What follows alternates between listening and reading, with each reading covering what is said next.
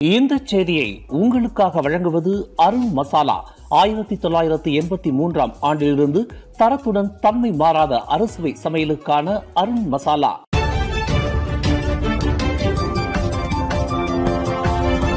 வணக்கம். திசைகளின் ஒரு மணி செய்திகள். மலேசியாவிற்கு 19 விழுக்காடு வரி அமெரிக்கா அறிவித்தது. அமெரிக்காவிற்கு இறக்குமதி செய்யப்படும் மலேசிய பொருட்களுக்கு 19 விழுக்காடு வரி விதிப்பதாக அதிபர் டொனால்ட் ட்ரம்ப் அறிவித்தார்.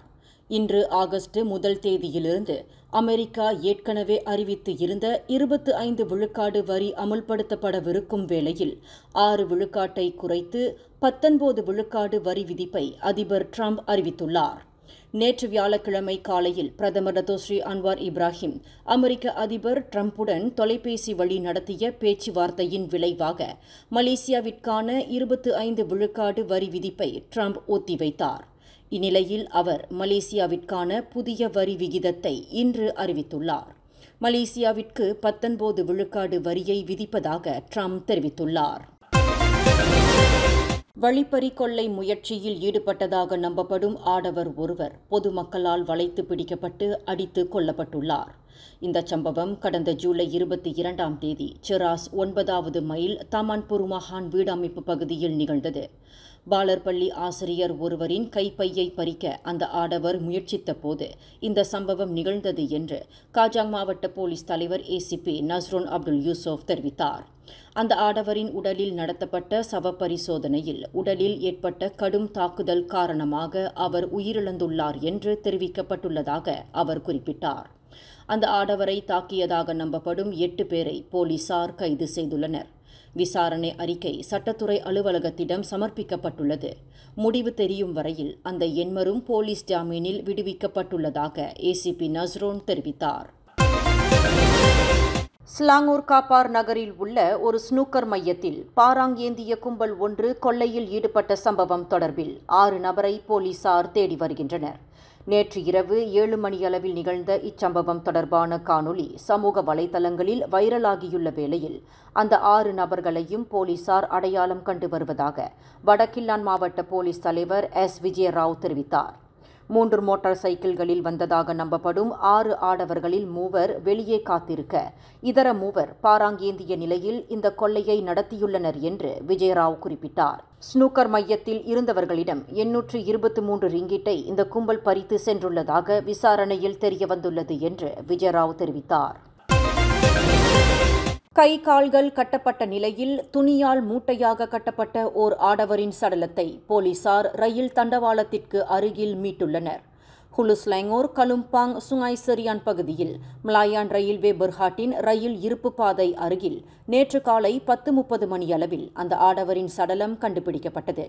புழுக்கள் மொய்த்த நிலையில் அழுகிய நிலையில் காணப்பட்ட அந்த சடலத்தில் எந்தவொரு அடையாள பத்திரமும் காணப்படவில்லை என்று ஹுலு ஸ்லாங்கூர் மாவட்ட போலீஸ் தலைவர் இப்ராஹிம் ஹுசைன் தெரிவித்தார்.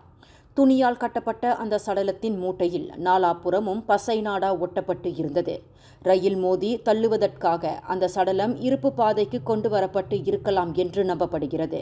சவ பரிசோதனைக்காக சடலம் சுங்காய்புலு மருத்துவமனைக்கு கொண்டு செல்லப்பட்டுள்ள வேளையில் இச்சம்பவம் குற்றவியல் சட்டம் 302 பிரிவின் கீழ் புலன் விசாரணை செய்யப்பட்டு வருவதாக இப்ராஹிம் ஹுசைன் தெரிவித்தார். 6 வயது சிறுவன் திஷான் கொலை செய்யப்பட்டு புதைக்கப்பட்ட சம்பவம் தொடர்பில் கைது செய்யப்பட்டு தடுப்பு காவலில் வைக்கப்பட்டுள்ள அந்த சிறுவனின் 36 வயது தந்தையை மேலும் 1 வாரத்திற்கு தடுப்பு காவலில் வைப்பதற்கு நெகிரி செம்பிலான் பஹாவ் மேஜிஸ்ட்ரேட் நீதிமன்றம் இன்று அனுமதி அளித்தது. அந்த நபரை வரும் ஆகஸ்ட் 7ஆம் தேதி வரை தடுப்பு காவலில் வைப்பதற்கு நீதிமன்றம் அனுமதி அளித்திருப்பதாக ஜம்புல் மாவட்ட போலீஸ் தலைவர் நோரிஷா முஸ்தபார் தெரிவித்தார். குற்றவாளி என்று நிரூபிக்கப்பட்டால் மரண தண்டனை அல்லது கூடியபட்சம் 40 ஆண்டு சிறை மற்றும் 12 பிறம்படி தண்டனை விதிக்க வகை செய்யும் குற்றவியல் சட்டம் 302 பிரிவின் கீழ் அந்த நபர் தடுத்து வைக்கப்பட்டு விசாரணை செய்யப்பட்டு வருவதாக நோரிஷாம் குறிப்பிட்டார். அந்த நபர் இன்று காலை 8:50 மணிக்கு நீதிமன்றத்திற்கு கொண்டு வரப்பட்டதையும் அவர் உறுதிப்படுத்தினார். தனது மகனை கொன்று புதைத்துவிட்டு காணாமல் போனதாக நாடகமாடியதாக நம்பப்படும் அந்த நபரை கடந்த ஜூலை 24ஆம் தேதி ஜொஹூர் இஸ்கண்டர் புத்ரி மாவட்ட போலீசாரால் கைது செய்யப்பட்டார். அவரை ஒரு வார காலம் தடுத்து வைப்பதற்கு ஜொஹர் பாரு மேஜிஸ்ட்ரேட் நீதிமன்றம் அனுமதி வழங்கியது. அந்த தடுப்பு காவல் அனுமதி நேற்று முடிவுற்ற நிலையில் மீண்டும் தடுப்பு காவல் நீட்டிக்கப்பட்டுள்ளதாக நோரி ஷாம் குறிப்பிட்டார்.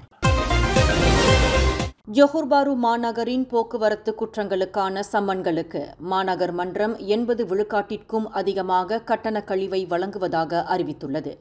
நாட்டின் 68வது தேசிய தினத்தை முன்னிட்டு ஜொஹர் பாரு மாநகர் மன்றம் இந்த சிறப்பு கட்டண கழிவை வழங்குவதாக தெரிவித்துள்ளது. 68வது சுதந்திர தினத்தை வரவேற்கும் அதே வேளையில் நிலுவையில் உள்ள தங்கள் சம்மன்களுக்கான அபராத தொகையை விரைந்து செலுத்துவதற்கு பொதுமக்களை ஊக்குவிக்கும் வகையில் வரும் ஆகஸ்ட் 15ஆம் தேதி முதல் 31ஆம் தேதி வரை இந்த கட்டண கழிவு சலுகை வழங்கப்படுவதாக ஜொஹர் பாரு மாநகர் மன்றம் ஓர் அறிக்கையில் தெரிவித்துள்ளது. வயது குறைந்த பெண்ணை பாலியல் பலாத்காரம் புரிந்ததாக வாகனம் ஓட்டும் பயிற்சி பள்ளியின் முன்னாள் பயிற்றுநர் ஒருவர் ஈப்போ செஷன்ஸ் நீதிமன்றத்தில் இன்று குற்றஞ்சாட்டப்பட்டார்.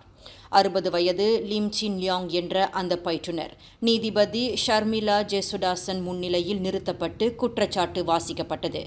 கடந்த ஜூலை 7ஆம் தேதி காலை 10 மணியளவில் ஈப்போ கம்போங் பாலோவில் வாகனமோட்டும் பயிற்சி பள்ளியில் அந்த இளம்பெண் மீது கை வைத்து பாலியல் பலாத்காரம் புரிந்ததாக குற்றச்சாட்டில் தெரிவிக்கப்பட்டது. குற்றவாளி என்று நிரூபிக்கப்பட்டால் கூடியபட்சம் 20 ஆண்டு சிறை தண்டனை மற்றும் பிரம்படி தண்டனை விதிக்க வகை செய்யும் குற்றவியல் சட்டத்தின் கீழ் அந்த நபர் குற்றச்சாட்டை எதிர்நோக்கியுள்ளார். இந்த செய்தியை உங்களுக்காக வழங்கியது அருண் மசாலா. 1983ஆம் ஆண்டிலிருந்து தரத்துடன் தன்மை மாறாத அறுசுவை சமையலுக்கு அருண் மசாலா. மேலும் செய்திகளை தெரிந்து கொள்ள கீழே இருக்கும் பெல் பட்டனை அழுத்துங்கள். உங்கள் மகிழ்ச்சியை வெளிப்படுத்த லைக் மற்றும் ஷேர் செய்யுங்கள். தொடர்ந்து திசைகளோடு இணைந்திருக்க சப்ஸ்கிரைப் செய்யுங்கள்.